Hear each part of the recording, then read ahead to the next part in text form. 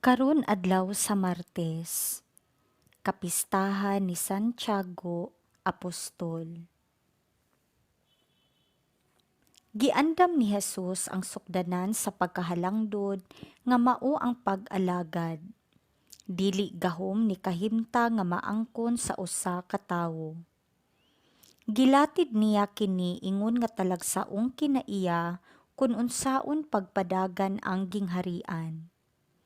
Diha sa katilingban sa mga tinun-an, ang tawhanong mga kalihukan dili magasukad sa ambisyon o gahom, kundili sa pag-alagad nga mao ang prinsipyo nga maghulagway sa katilingban, ilabi na kanila nga naghupot og posisyon sa pagpangulo ug sa pagmando. Gihimong tataw ang lig-ong kalainan ug si Jesus mihatag og panig-ingnan kun unsaon sa mga tinun-an ug kita sa pagpamuhat. Ang pag-alagad nga dinasig sa gugma maoy motubag sa panginahanglan. Nangita og gipunting kini alang sa kaayuhan sa uban.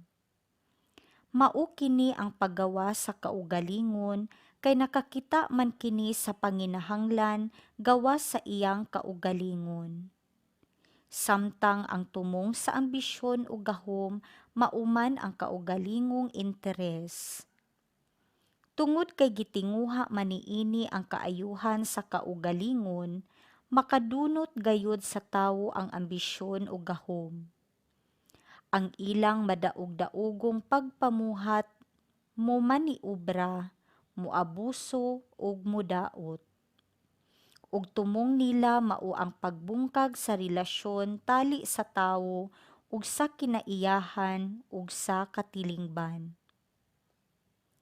Pamalandong.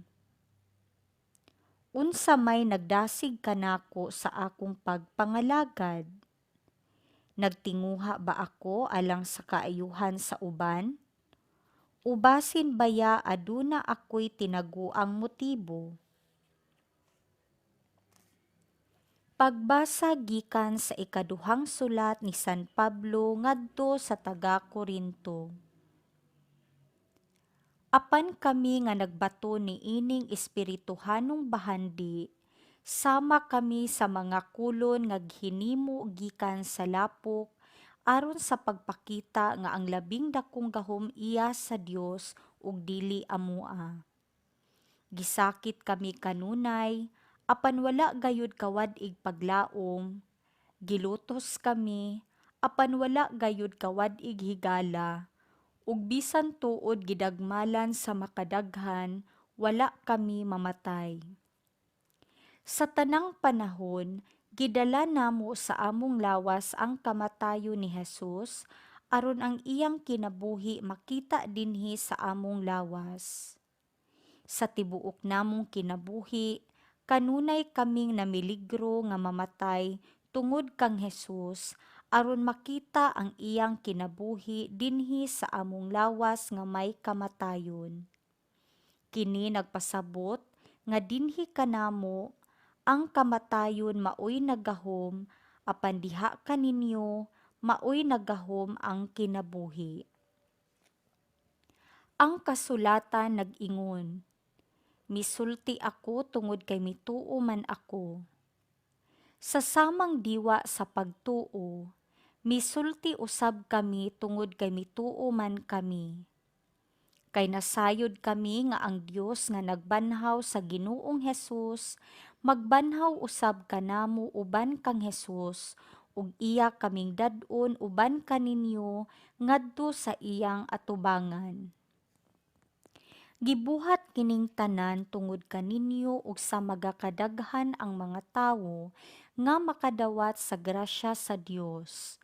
Mulabi kadaghan ang ilang mga pag-ampo sa pasalamat alang sa himaya sa Dios.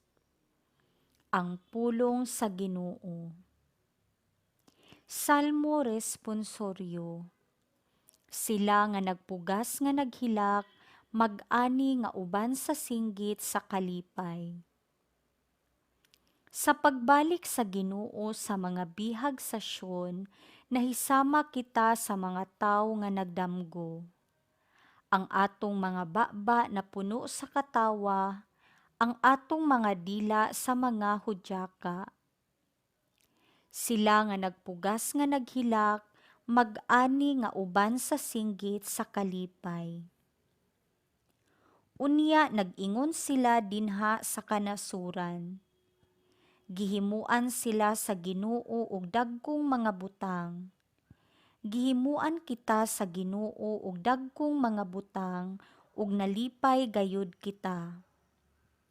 Sila nga nagpugas nga naghilak, mag-ani nga uban sa singgit sa kalipay.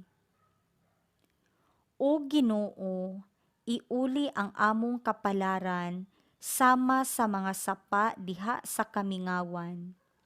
Sila nga nagpugas nga naghilak, mag-ani nga magkatawa. Sila nga nagpugas nga naghilak, mag-ani nga uban sa singgit sa kalipay. Bisag nanggula sila nga nagdanguy-nguy, nagdala sa binhi nga igsasabod. Mamauli sila nga maghudyaka, managdala sa ilang ginalab. Sila nga nagpugas nga naghilak, mag-ani nga uban sa singgit sa kalipay.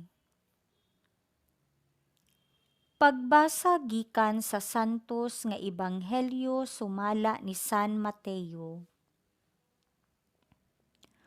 Unya ang asawa ni Zebedeo miadto kang Hesus uban sa iyang mga anak, miyukbo kaniya ug mihangyo kaniyag usa ka butang.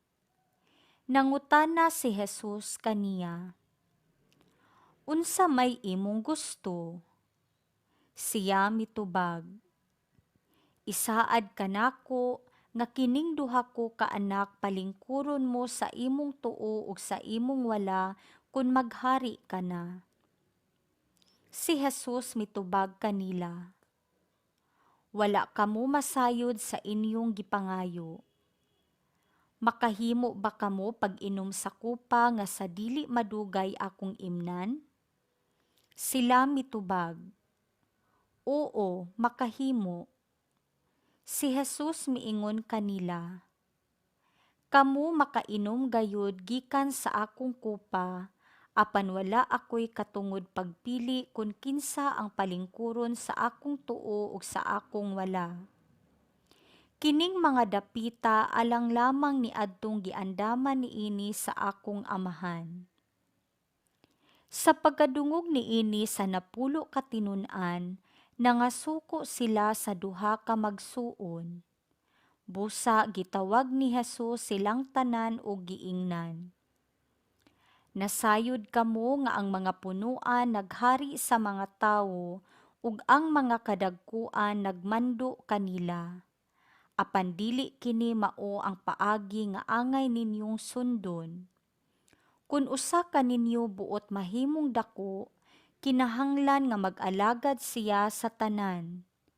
Ug kung usa ka ninyo buot nga mulabaw sa tanan, kinahanglan nga magpaulipon siya kaninyo sama sa anak sa tawo nga wala moanhi aron alagaran, kundili sa pag-alagad ug paghatag sa iyang kinabuhi aron pagluwas sa daghang tawo."